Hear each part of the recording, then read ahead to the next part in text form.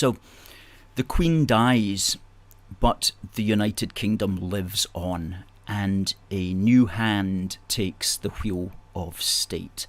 That's one of the great things about the British monarchy, is its continuity. It just immediately continues.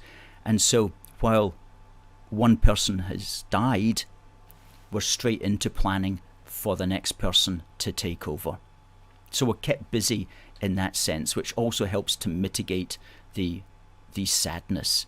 It's a continuous process through history. And this is one of the great things about having a monarch as the head of state, because it's through the head of state that you can tell the story of the nation, going back through their family line and the eras during which they were reigning, and identifying and understanding the history of the country during these eras. So it's through the individual that you get into and penetrate the history of the nation. And this doesn't happen in, for example, presidential countries. Okay, when you look at Joe Biden, for example, how much of American history going right back do you see him personifying?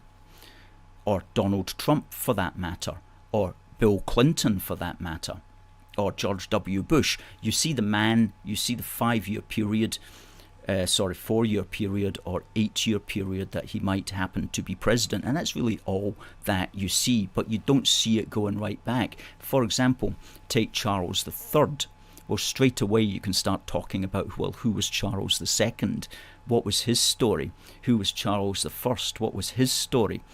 And indeed, as I pointed out on the Facebook page, Charles II has a statue directly outside St Giles Cathedral.